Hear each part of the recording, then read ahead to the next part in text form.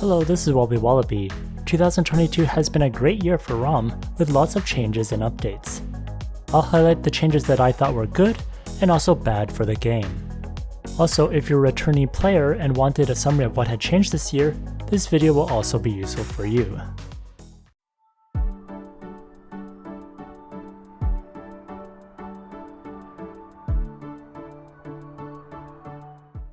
There was a lot to cover this year, so I highlighted some of the ones that I thought were most impactful to the game. Starting off is the January update. APOC MVPs were introduced, and they are much stronger versions of existing MVPs which spawn twice a day and give higher drop rates. This provided a new sense of progression due to its difficulty. The high-end MVPs also encouraged teamwork since they couldn't be soloed.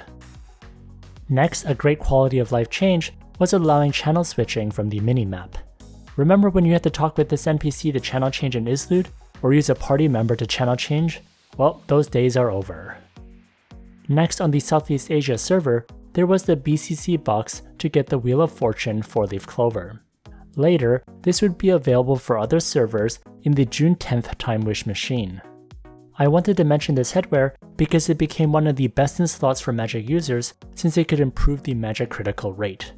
I would consider this a meta-defining headwear that really pushed the magic critical builds to new levels. If you want to invest in meta-defining gachas, be sure to check out Smile.one for discounted BCC and premiums for Ragnarok Mobile. They've been around for more than 8 years and have lots of global business partners for other games too. I'll put a link in the description if you want to check them out, and thanks to Smile.one for sponsoring this video. Next is the February update. The big change was the channel merge, which affected all Ragnarok Mobile servers. For the popular ones like Global and Sea, many channels were reduced from 3 to 1. For some other servers, they got hit with even bigger merges because there was less active players. This was a change that I hated, and I did protest this quite publicly. The devs' reasoning behind this was it was to enhance your gameplay experience with us in preparation for a new GvG revamp that is coming to you soon. Prior to the channel merge, some maps were already overcrowded with farming, and now it would get much worse on popular maps. This also meant the MVP drops would also be reduced, and so things like the Holy Avenger, which is already on very low supply, would be even worse.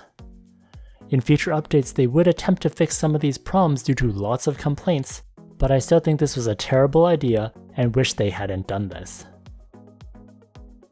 Next is the March update. First, there was a huge graphics overhaul. This was great since it made the game feel more modern, and seeing existing maps like the Guildhall and Islude look so great was absolutely fantastic. I think better graphics is vital for this game to survive and compete with other mobile games. Otherwise, if this game looks dated or like garbage, then this will be a huge turnoff on its first impressions. Next, a new class called Soulbinder was introduced.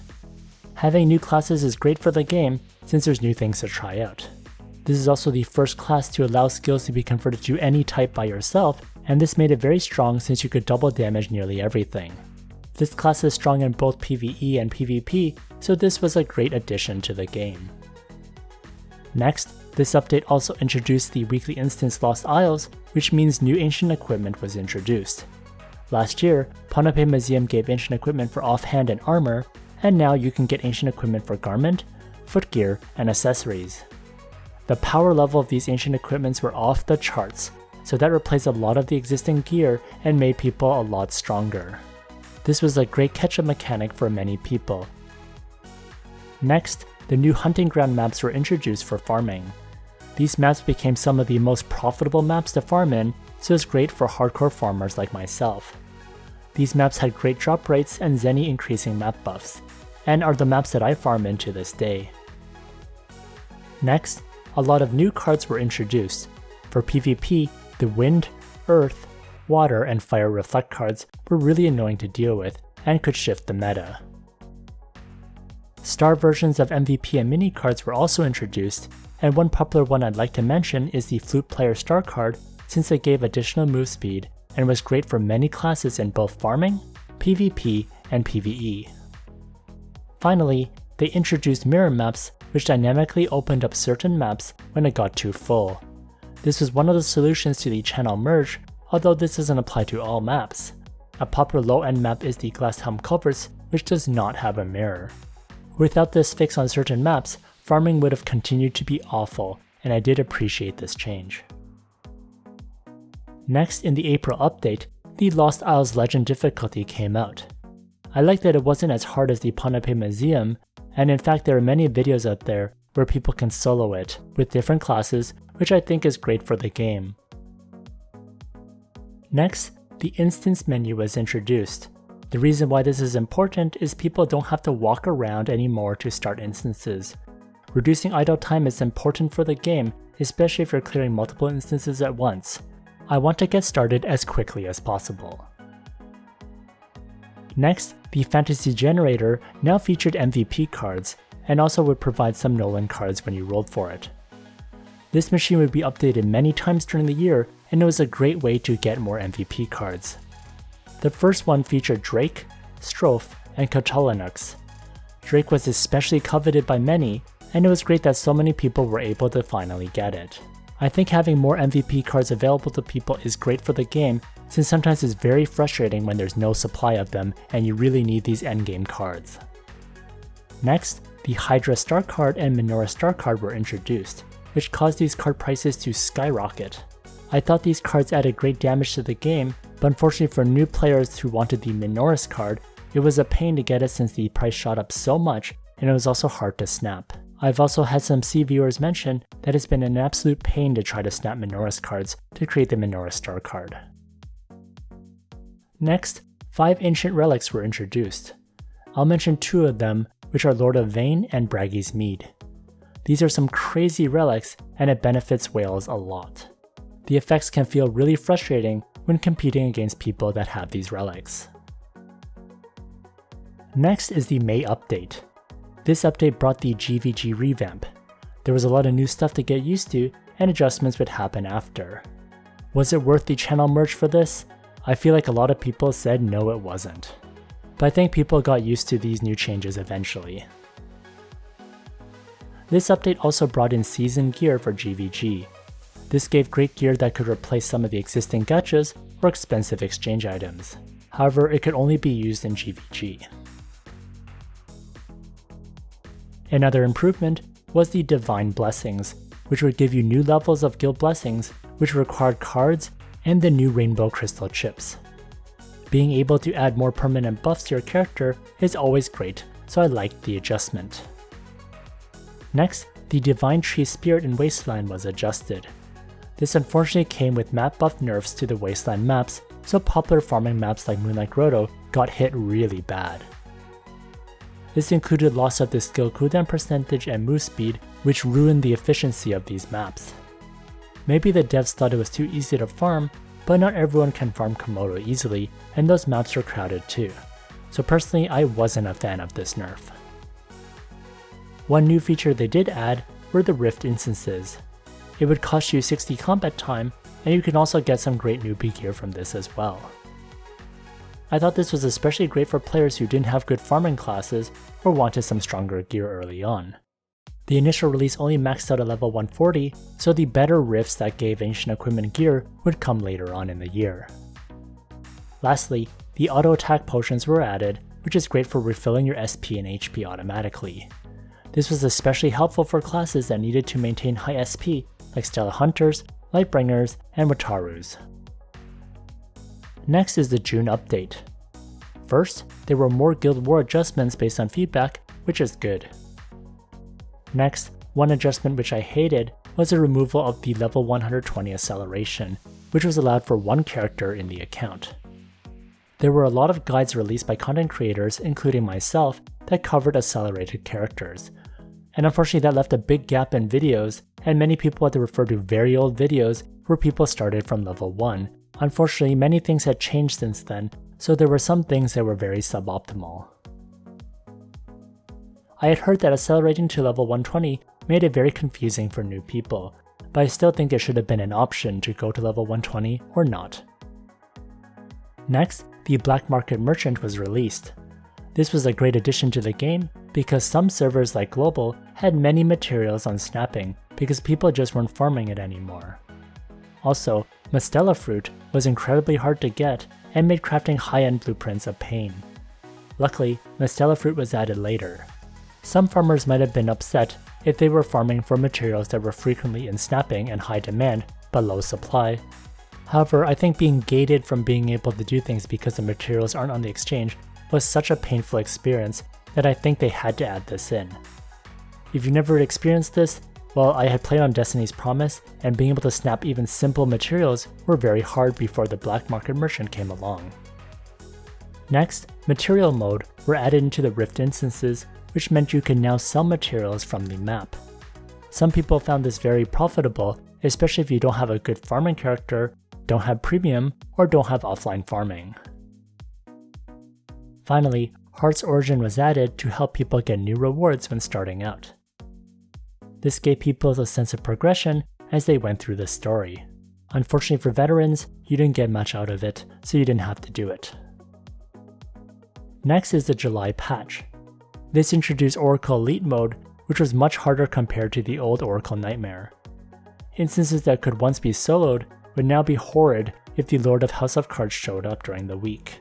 Personally, I found this difficulty a bit too much, and it probably hit weaker or newer players much more, since they have to settle for lower rewards on easier levels.